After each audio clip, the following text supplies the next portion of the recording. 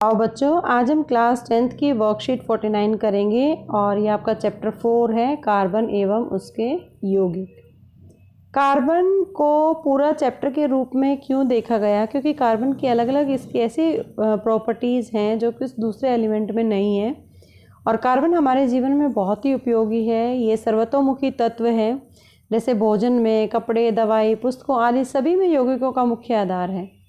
हमारी जो ज़मीन है, भूपट्टी है, उसमें 0.02% कार्बन खनिजों के रूप में पाया जाता है, जैसे कोयला, पेट्रोलियम, कार्बोनेट, हाइड्रोजन कार्बोनेट। और वातावरण में 0.03% कार्बन डाइऑक्साइड की फॉर्म में कार्बन पाया जाता है। ये सारी प्रॉपर्टीज़ हैं जो आपको ध्यान से लिखनी भी हैं, सुननी भी हैं। कार्बन एक अधातु है, इसका प्रतीक होता है सी से इसको रिप्रेजेंट किया जाता है। इसकी परमाणु संख्या 6 होती है और इसका भार होता है 12। इसका इलेक्ट्रॉनिक विन्यास अगर हमें लिखना है तो हमें ये परमाणु संख्या से लिखा जाएगा कि एलिमेंट शेल में बोर मॉडल के हिसाब से 2 और 4। इसका मतलब कार्बन चतुसंयोजकता है, इसमें 4 इलेक्ट्रॉन है बाहरी कक्ष में। इसका मतलब ये 4 दूसरे एटम्स के साथ अपनी संयोजकता को आगे बढ़ा सकता है, उसके साथ रिएक्ट कर सकते हैं। ये कार्बन का जो स्ट्रक्चर आपको दिखाई दे रहा है, इसमें कार्बन के अंदर अगर हम ध्यान से देखें, कार्बन के अंदर कितने प्रोटॉन कितने इलेक्ट्रॉन हैं। कार्बन का सिंबल सी होता है, 6 इसकी परमाणु संख्या है, 12 इसका परमाणु द्रव्यमान है। तो ये जो 6 है ये बताता है इलेक्ट्रॉनों और प्रोटॉनों की संख्या। प्रोटॉन हमेशा पॉजिटिवली चार्ज हैं, जो ब्लू कलर में प्रोटॉन है और रेड कलर में न्यूट्रॉन है। न्यूट्रॉन और प्रोटॉन होते हैं न्यूक्लियस के अंदर, इलेक्ट्रॉन बाहर घूमते हैं कक्षों में। तो यहाँ पर 6 प्रोटॉन हैं, 6 न्यूट्रॉन हैं और 6 ही इलेक्ट्रॉन बाहर हैं। पहले के कक्ष में 2 इलेक्ट्रॉन घूम रहे हैं और एल कक्ष में 4 इलेक्ट्रॉन्स हैं। तो ये स्ट्रक्चर आपको बनाना है कार्बन का। अब क्वेश्चन आता है कि कार्बन उत्कृष्ट गैस विन्यास कैसे प्राप्त करता है? उत्कृष्ट गैस का मतलब क्या है? बाहरी कक्ष में अगर हम कार्बन का एक इलेक्ट्रॉनिक विन्यास देखें तो 2 और 4 है।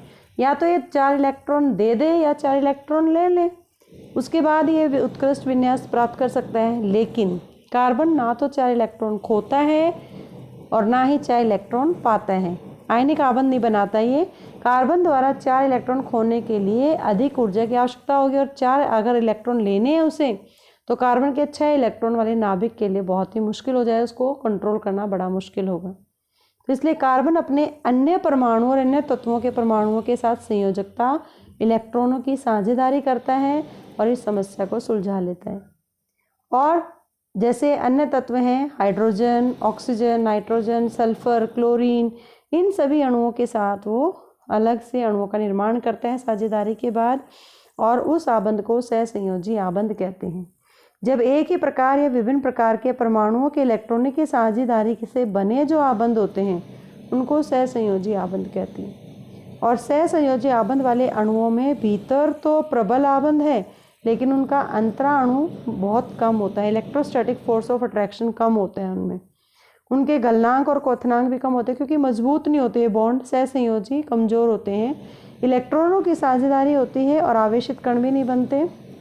सहसंयोजित यौगिक सामान्य विद्युत के कुचालक माने जाते हैं क्योंकि आयन जब तक नहीं बनेंगे जब तक वो इलेक्ट्रिसिटी को कंडक्ट नहीं करेंगे। ये आपको हाइड्रोजन के 2 परमाणुओं के बीच एकल आबंध है, ऑक्सीजन के बीच में 2 हैं, नाइट्रोजन और मीथेन, ये चारों स्ट्रक्चर आपको अपनी कॉपी में करने हैं।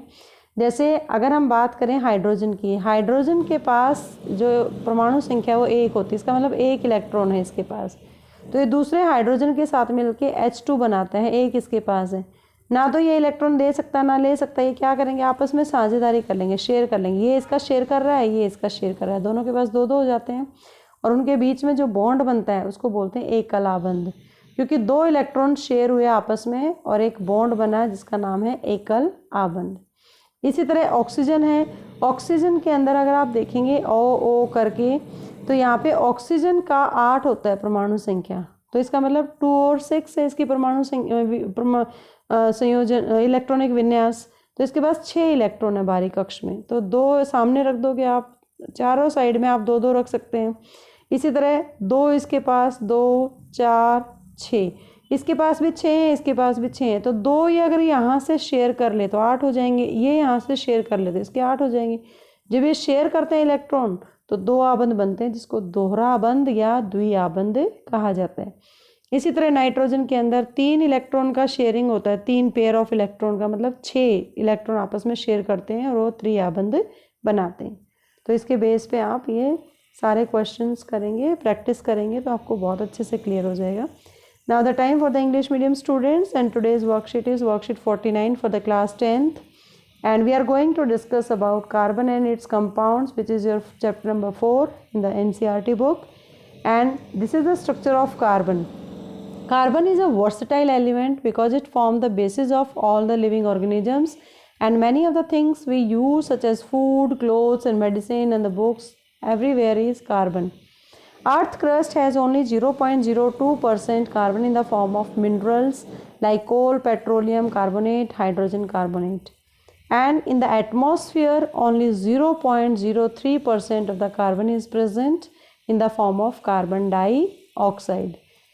Next property of the carbon is that carbon is a non-metal and it is represented by the symbol C and its atomic number is 6. Means this is the carbon symbol and its atomic mass is 12. What is the electronic configuration in the form of Kl shell, that is 2 and 4. We can distribute these electrons in the different shells, and carbon is tetravalent because it has 4 electrons in its outermost shell and it can share the electron with other atoms. So this is the structure here. And now how does the carbon attain noble gas configuration? First of all, what is the noble gas configuration? Because the electronic configuration of carbon is 2 and 4. If it lost the 4 electrons, then it becomes noble gas just like helium, and it gain the 4 electrons from somewhere else, then it get the neon structure, noble gas. So but this is not possible. It does not form the ionic bond either by losing the electrons or gaining 4 electrons. It would require large amount of energy to remove 4 electrons, and it's very difficult for the carbon to hold the 6 protons to hold on 4 extra electrons with the 6 protons inside the atom. Carbon overcome this problem by sharing its valence electron with the other atoms of the carbon and with other atoms of other elements like hydrogen, oxygen, nitrogen, sulfur and chlorine to form the bonds by sharing the electrons. The bond formed by sharing of electrons between the same or different atoms is called covalent bond. Covalently bonded molecules have seen with strong bonds within the molecule, but intermolecular forces are very small. As well as it has low melting and boiling points. Electrons are shared and no charged particles are formed. Covalent compounds are poor conductor of electricity. And now on the basis of the sharing, the covalent bonds are of the 3 types. One is single bond, double bond, triple bond. It depends upon the sharing of electron. If hydrogen has one electron each, then they share the one pair of electron 2. Means 2 electrons are shared, it means single bond. Oxygen share the 2 pair of electron, it is become double bond. Nitrogen share 3 pair of electron, then it become triple bond. So on the basis of the worksheet, you have to do all these questions in your notebook. Keep watching Super Vigyan. Thank you so much.